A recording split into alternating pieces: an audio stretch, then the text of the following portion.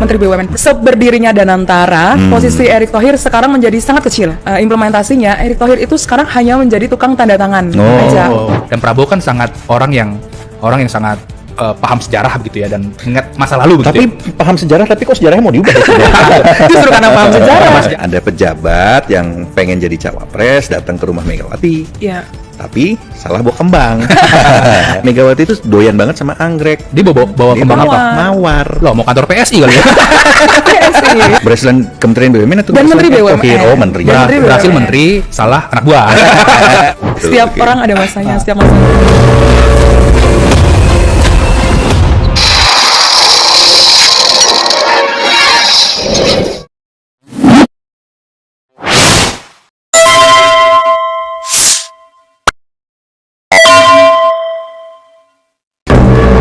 Jumpa lagi bersama kami di Bocoran Politik bersama saya Stefanus Pramono Gua Husein Abri Dongoran. Dan Francisca Kristirasana. untuk mendukung jurnalisme yang investigatif, berkedalaman, tidak dipengaruhi oleh siapapun, baik kekuatan politik, kekuatan uang. Silakan teman-teman berlangganan Tempo Plus.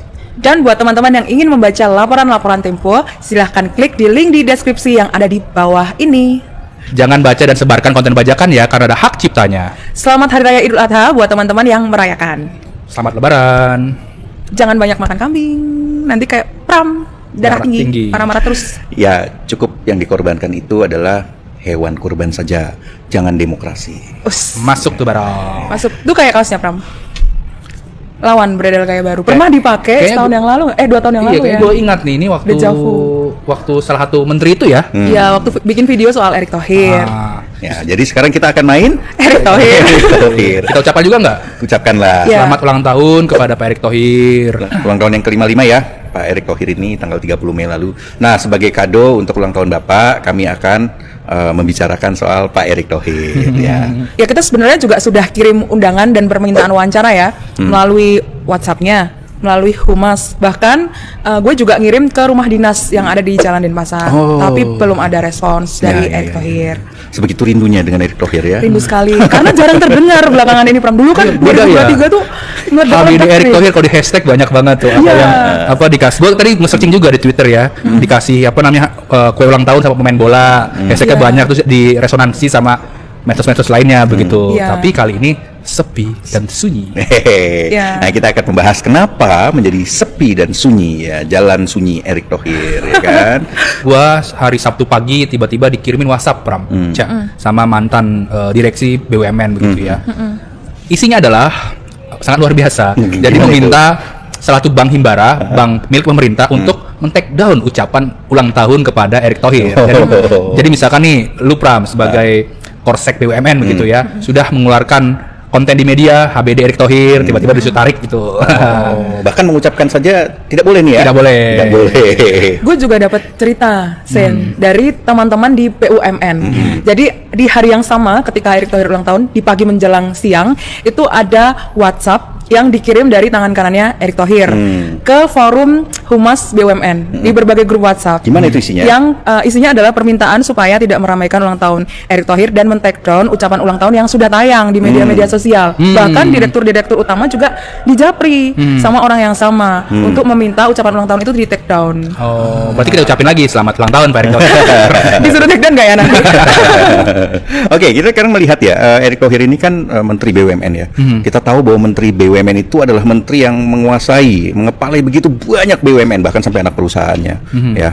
Nah, apakah ucapan ulang tahun itu juga terkait dengan posisinya Erick Thohir saat ini? Ya, betul sekali. Cica banyak senyum ya.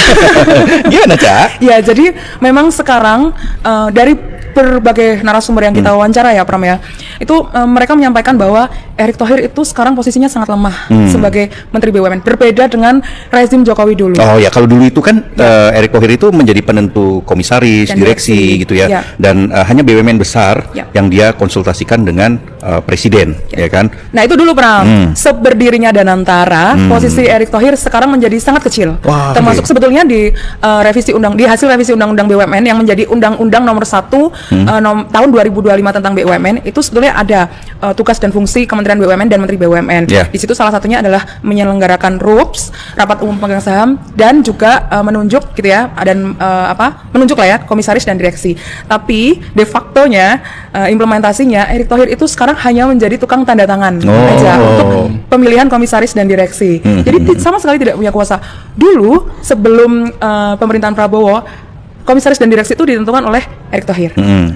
Dan kadang berkonsultasi juga sama Sesnek, Pratikno Ya, ketika itu. Pratikno. Jadi Pram sudah sedikit spill kan beberapa BUMN besar. Contohnya adalah Pertamina, lalu juga bank-bank himbara milik pemerintah begitu ya. Itu memang dikonsultasikan ke presiden ketika itu adalah Joko Widodo. Ya. Nah sekarang Erick Thohir ini yang memang hanya sampel saja Pram. Bahkan nama-nama yang diajukan itu juga terpental begitu informasi yang kita dapat. Nah, siapa yang pemegang kekuasaan menunjuk direksi dan komisaris? Nah, ini narasumber yang kita temui ya lah ya sepanjang pekan ini itu menunjuk 2 nama. Yang pertama orang dekatnya Prabowo, lengkapnya bisa dibaca majalah Tempo. Lalu yang kedua adalah Doni Oskaria. Doni Wakil Oskaria. Menteri BUMN. Betul, dan dia juga sekaligus COO Danantara. Danantara, betul. Dan kita juga dapat info ya bahwa Erick Thohir ini bahkan untuk berbagai keputusan yang strategis yang menyangkut BUMN itu tidak lagi dilibatkan, Betul, ya kan? betul. Salah satunya adalah pengucuran dana Investasi untuk Garuda. yang nilainya jumbo sekali itu, Ya. 20 triliun ya. Ya, ada investasi dari Danantara untuk Garuda yang kebutuhannya itu untuk maintenance dan leasing itu untuk penambahan pesawat baru dan segala macamnya senilai 20 triliun. Nah, dengan aksi korporasi yang besar ini, sebelum-sebelumnya tentu saja Menteri BUMN punya wewenang penuh Ya. untuk karena dia pemegang portofolio BUMN. Tapi sekarang bahkan dalam perencanaan investasinya pun Menteri BUMN sendiri tidak dilibatkan dalam pembahasan. Sampai Komisi 6 DPR yang menjadi mitranya Kementerian BUMN itu bertanya-tanya, dalam aksi korporasi sebesar ini yang melibatkan dana puluhan triliun, kenapa Menteri BUMN tidak dilibatkan? Pertama, karena nanti tanggung jawabnya pada siapa. Yang kedua, Danantara sendiri juga tidak berkonsultasi dengan DPR. Komisi 6 DPR. Iya, gitu. iya, Jadi iya. komisi-komisi anggota-anggota Komisi 6 DPR ini bertanya-tanya Ya, gitu. ini nanti pengawasannya gimana nih kan? Iya. Transparansinya seperti apa? Bahkan ke wakil rakyat pun tidak dilakukan proses seperti itu. Kita udah ketemu ya sama orang-orang yang ada di Komisi 6 kan yang kemudian Betul. bercerita soal itu ya. Betul. Dan kalau kita melihat Komisi 6 sendiri juga sekarang sebenarnya juga tidak terlalu dekat amat dengan Erick Thohir kan. Iya, benar. Jadi kemarin narasumber kita di Komisi 6 cerita ya, bahkan biasanya di satu masa persidangan itu bisa memanggil Erick Thohir 2 kali, Pra. 2 kali sampai 3 kali. 2 sampai 3 kali ya. Ah. Sekarang hanya sekali saja. Hanya sekali. Dan bahkan kalau misalkan mau mengundang yang lainnya itu ditanya ini mau ngapain sih sebetulnya. Lalu tingkat Kapoksi, ketua kelompok fraksi di Komisi 6 juga sebelum rapat itu dikonsolidasikan dulu. Oleh siapa? Ada salah satu pimpinan di Komisi 6 juga. Ya.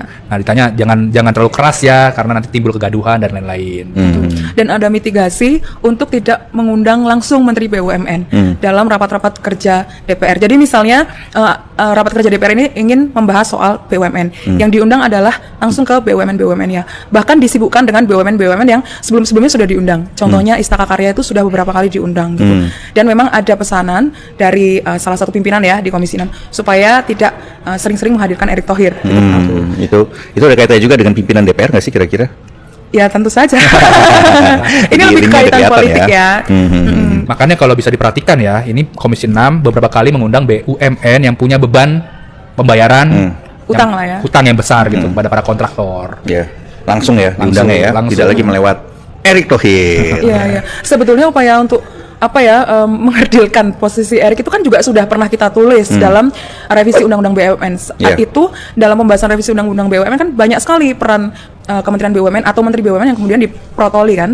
Bahkan sempat ada wacana untuk membubarkan Kementerian BUMN, tapi saat itu Menteri BUMN Erick Thohir diselamatkan oleh Jokowi. Nah, itu nanti di detailnya ya, bagian di Jokowi detailnya. nanti ya. Di Majalah Tempo. Oke. Tapi gini, kan kita tadi sudah menyinggung soal Doni Oskaria. Ya. Nah, kita mungkin perlu menjelaskan juga nih ke pemirsa ya, Doni Oskaria ini siapa? Oke, posisinya dia sebagai COO Danantara dan juga Wamen BUMN. Ya. Dan Doni ini sebenarnya juga dulu sangat dekat dengan Erick Thohir kan? Ya, betul. wakil Dia yang- menterinya timnya Erick Thohir juga. Betul. Nah, Erick Thohir lah yang membawa Doni ke BUMN. Ya, karena perwakilan dari CT Group. Ketika CT Group masuk dalam penanaman saham di Garuda, penambahan saham di Garuda. Ya, dan tadi Cica juga sudah ketemu dengan Doni Oskaria ya bersama tim wawancara ya. Lebih pada aksi korporasinya Danantara dan bagaimana perbaikan-perbaikan BUMN di bawah Danantara sih. Nanti lengkapnya wawancara Danantara dengan Doni Oskaria akan terbit di majalah Tempo di Desk Wawancara. Oke. Ya tapi kita spill sedikit lah bahwa Doni Oskaria ini memang punya kedekatan dengan orang-orang dekatnya Prabowo. Pram, Doni Oskaria juga merupakan kerabat Raffi Ahmad. Betul. Raffi Ahmad kan utusan khusus presiden ya. Ya. Ya, meski sebenarnya gue konfirmasi juga tadi ya ke Lu tanya? Ya, gue tanya ke Doni Oskaria dan ya dia mengakui bahwa memang mungkin ada blessing politik, tapi blessing politik atau kedekatan itu tidak dia manfaatkan untuk hal-hal yang sifatnya titipan segala macam ya, dan dia juga merasa masuk ke Kementerian BUMN itu karena jejak profesionalnya, karena dia berasal dari kalangan profesional. Ya, Erick Thohir di Kementerian BUMN posisinya sudah mengecil ya, kewenangannya paling tidak gitu. Dan kita kan juga tahu bahwa sekarang orang-orang Erick Thohir pun juga dipretelin perlahan-lahan satu demi satu, ya kan? Yang pertama adalah Arya Sinulinga. Arya Sinulinga. Dia dicopot dari komisaris Telkom kan. Betul. Beberapa waktu lalu. Nah, ini ada salah satu komisaris juga yang cerita gitu kan bahwa Arya sudah mengetahui bahwa dirinya itu mau dicopot. Dan sebetulnya kaget juga dia kok bisa dicopot. Nggak bisa gitu kan. cepet. Kan gue temannya menteri, staf ahli menteri. Staf khusus Pram dari PSSI juga deket Ya, betul, banget gitu. betul, kan. Nah, betul. ada cerita juga nih Pram. Jadi BUMN itu mengirimkan surat tanggal 22 Mei kepada 122 Korsek BUMN untuk mengadakan rapat tanggal 2 Juni di Bandung. Ya. Nah, Hari Senin lalu dong hari ya? Senin lalu. Nah, narasumber yang kita temuin ya dari Korsek-Korsek itu cerita bahwa Arya Sinulinga juga hadir di sana. Oke. Jadi di situ rapat membahas soal strategi komunikasi lah ya. Agenda setting. Lah ya untuk BUMN ini bisa diterima ataupun di program-programnya diterima masyarakat begitu ya. Nah, narasumber yang kita temuin cerita bahwa Arya terlihat lemah atau lesu gitu kan. Lesu. bahwa sudah menyerahkan lah bahwa agenda setting ini sudah berpindah nanti ke Danantara. Ada dia mengundurkan diri dari Agenda setting itu. Nah, dan setelah itu ditutup dengan foto-foto begitu ya. Tadi juga gue teleponan sama Korsek kan, tapi rata-rata orang-orang Korsek ini nggak ada berani on the record begitu ya. Dia bilang bahwa memang agenda settingnya berubah nanti menjadi humanis. Dan ini pertemuan rutin. Ya, sebulan sekali. Nah, dan yang serunya tanggal 2 Juni itu rapat di Bandung, tanggal 2 Juni di Jakarta mengeluarkan surat ditandatangani oleh Doni Oskaria bahwa agenda setting itu sepenuhnya berada di bawah Danantara. Dan kita sudah wawancara juga kan soal agenda setting itu di bawah Danantara. Ya, dan artinya memang Danantara ini mengambil alih banyak hal ya. Betul. Mulai dari posisi komisaris dan direksi ditentukan oleh mereka, RUPS juga ya, dan terus kemudian termasuk strategi komunikasi yang selama ini dijalankan oleh Kementerian BUMN kemudian berpindah ke Danantara. Termasuk itu Pram, dulu kan sempat rame tuh soal Power Rangers ya, Ranger BUMN. Rangernya udah pindah. Ranger BUMN juga sekarang ini masih wait and see gitu ya Pak. Wait and see kemana, tapi kalau udah ada surat Danantara itu ya nanti akan mengikuti konsepnya Danantara gitu ya Pram. Dan soal komunikasi ini juga tadi menyambung yang di awal soal ulang tahun ya. Gue hari Rabu kemarin teman narasumber juga dia bilang itu yang mengeluarkan mengeluarkan selamat ulang tahun ke Erick artinya nggak tahu peta sekarang, peta politik. Padahal Erick ini memang sudah nggak terlalu kuat seperti dahulu begitu. Gue nanya kan, lu ngeluarin enggak lah, ngapain lu gitu. Karena dia tahu politiknya. Tahu politiknya ada. Jangan-jangan dia takut. Mungkin.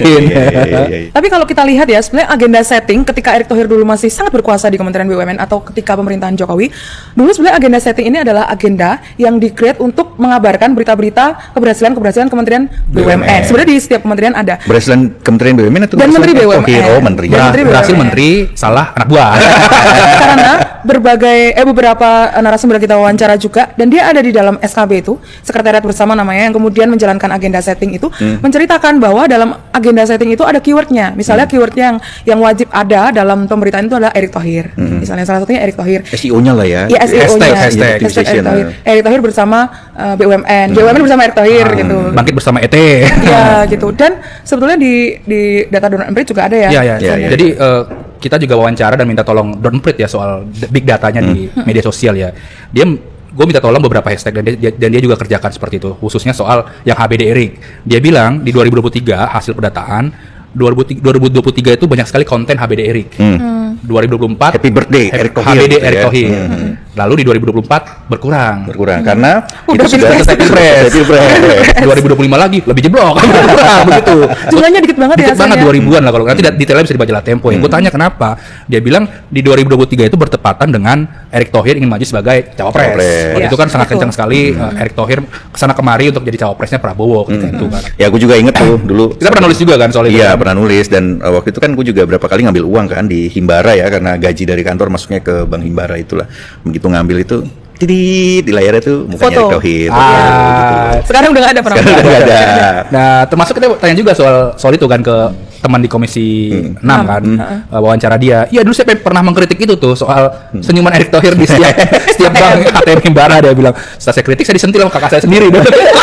Siapa itu kakaknya? Nah, San? ada orang-orang sana lah. Kita kenapa ya malam ini tappingnya banyak tawa ya? Mengingat peristiwa 2 tahun yang lalu. betul.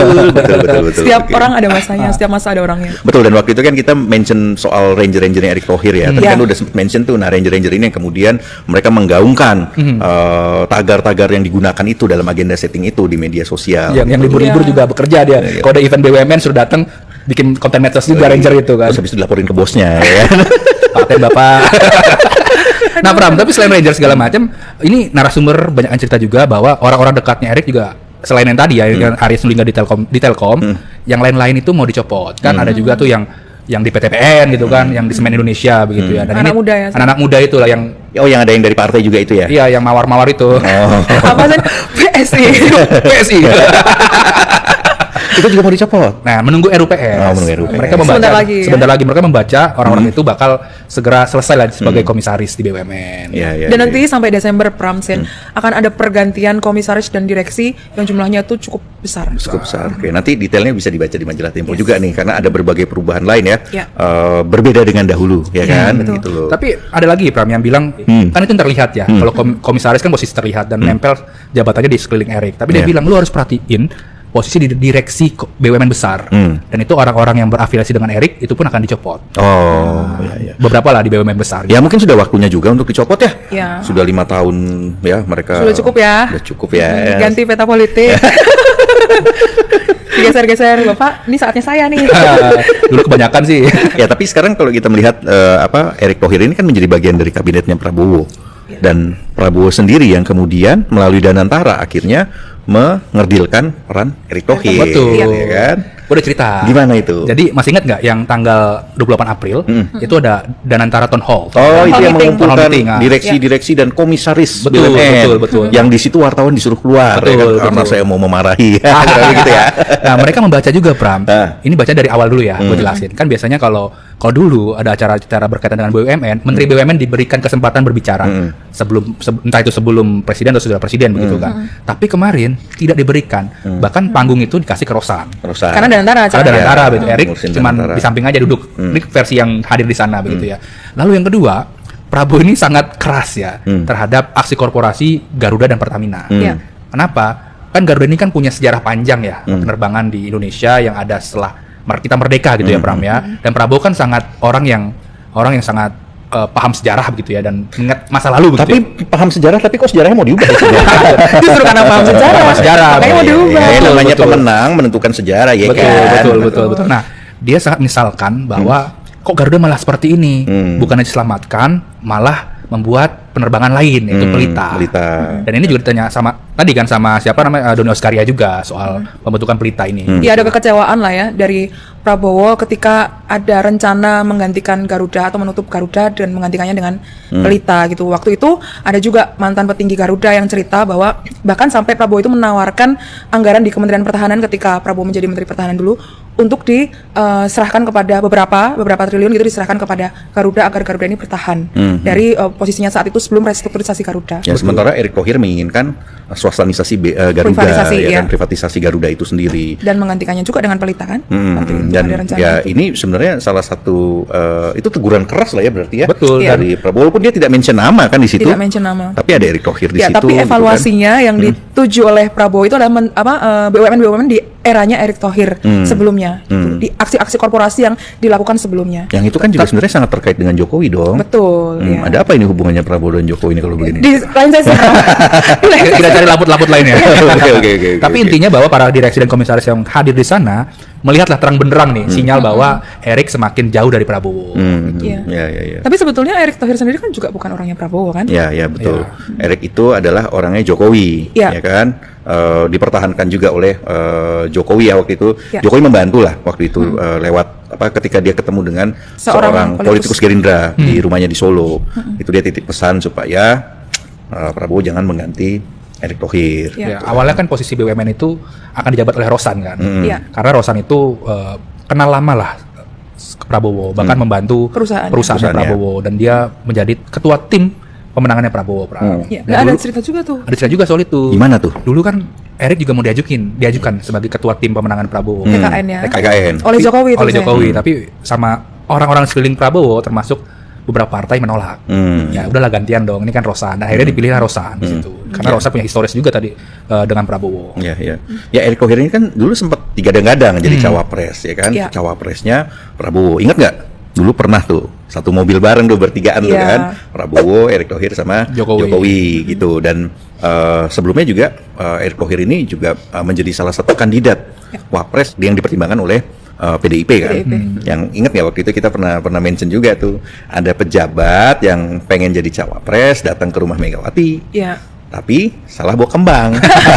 Itulah orangnya. Itulah orangnya. Harusnya bawa kembang apa, Bram? Bawanya kembangnya anggrek karena Megawati itu doyan banget sama anggrek. Dia bawa Dia kembang apa? Mawar. Loh, mau kantor PSI kali ya?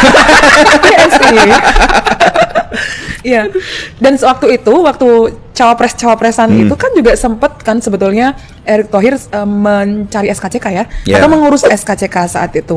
Dan ternyata beberapa narasumber yang kita wawancara yang mengetahui itu, ternyata tim yang membocorkan SKCK-nya Erick Thohir itu adalah timnya Erick sendiri. Gitu. Biar disangka sudah fix kali ya. Iya. Dan disitulah kemudian ada sedikit gejolak lah, bukan sedikit lagi, ada gejolak yang itu luar biasa, itu betul. kemarahan Jokowi kan kalau nggak salah Ya, waktu itu waktu dia di betul. Cina atau di mana ya? Di waktu Cina, itu? di Cina, Di Cina ya, betul ya. Betul. Itu marah betul karena yang memainkan di media sosial ini banyak narasumber Itu cerita setelah adalah putusan MK. setelah putusan Ya. MK kan. Yang membuka jalan buat Gibran menjadi cawapresnya Prabowo. Betul. Tiba-tiba kan di media sosial juga banyak sekali tuh Serangan-serangan serangan terhadap kepada Gibran Gibran. gitu kan, setelah ditelisik segala macam, orang-orang sekeliling Erick lah yang memainkan isu itu. Nah, itu dilaporkan oleh seorang pejabat kepada Jokowi. Marah betul Betul, di Cina itu kan. Nah, Dan timnya Erick sempat dipanggil oleh orangnya Jokowi untuk dimintai klarifikasi yang sebetulnya katanya membantah, tapi data menunjukkan itu. Dan itu yang tadi salah satu yang terlempar itu kan. Yang dulu ngelarang BUMN pasang iklan di Tempo ya kan. oh, ada larangan itu ya? Ada. Mana tuh? Ada. Ini hubungannya sama Ranger nggak sih? Bro? Ada kaitannya dengan Ranger itu. Tapi BUMN di era Erick kan. BUMN di era Iya. Erick gitu ya. Kalau mau pasang iklan ya pasang. Kalau nggak pasang iklan juga nggak apa-apa. Kita mah santai aja. Karena kami hidup dari pelanggan ya kan. Dari pemirsa. Dari pemirsa. Tapi flashback dulu Pram. Jadi Erick Thohir itu masuk di periode keduanya Jokowi karena keberhasilan dia Betul. di Asian Iya, Games. Asian Asian Games. Games, Dan terus itu- kemudian jadi ketua TKN kan, TKN, kampanye nasional Jokowi. lalu diajukan Ma'ruf Amin. Ma'ruf Amin, lalu diajukan ke Megawati. Ini jadi jadi Menteri BUMN begitu ya. Dan selama itu juga hubungannya Erick dengan PDIP cukup bagus. Jadi kayak misalkan Erick Thohir itu membangun atau merenovasi Sarinah. Lalu juga pameran-pameran Soekarno dimasifkan begitu kan, dan juga ada satu lagi yaitu kek kesehatan di Bali. Jadi karena Megawati itu suka tanaman-tanaman herbal dan lain-lain, di Bali dibuat loh KEK itu. Kawasan ekonomi khusus. Betul. Ya, betul. Dan beberapa narasumber PDIP juga cerita ya bahwa memang secara hubungan pribadi dengan keluarga Megawati itu bagus. Tapi kalau partai enggak, dia bilang begitu. Itu menurut beberapa teman di PDIP adalah salah satu cara pendekatannya Erick juga ke ketua umum PDIP waktu itu ya, Megawati ya. Salah satunya dengan tadi ketika merenovasi Sarinah, kemudian menghadirkan karya-karya seni eranya Bung Karno dulu yang disimpan di gudang lama gitu, kemudian dikeluarkan lagi. Disitulah kemudian Erick mengundang dan menggandeng Megawati. Kan hadir untuk kan hadir saat di Sarinah dalam itu. peresmian Sarinah. Juga ketika waktu itu ada acara KEK kesehatan di Bali. Nusa Dua di Bali, kemudian juga Megawati juga dihadirkan. Selain PDIP kan Erick juga dekat juga dengan partai-partai lain. PAN ya, PAN, salah satunya. ya. Bahkan tadi gue wawancara Viva Yoga ya, wakil ketua umum PAN dan sekarang wakil menteri transmigrasi ya. Dia bilang hubungannya Erick Thohir itu sangat baik dengan Zulkifli Hasan. Bahkan Boy Thohir juga sangat baik dengan Zulkifli Hasan begitu, Pram. Ya. Gue tanya juga apakah kedekatan itu karena banyak membantu PAN dalam artian di pileg ataupun pilkada. Dia bilang saya nggak tahu, tapi memang dulu PAN itu mengajukan nama Erick Thohir sebagai salah satu cawapresnya gitu, Pram. Dan sampai sekarang dia menyebutkan bahwa hubungan Erick Thohir masih bagus sama PAN. Tapi kan sudah digeser sama Pak Haji, Sen. Iya. Haji siapa tuh? Haji yang kemarin kita bahas. Pak Haji Syam.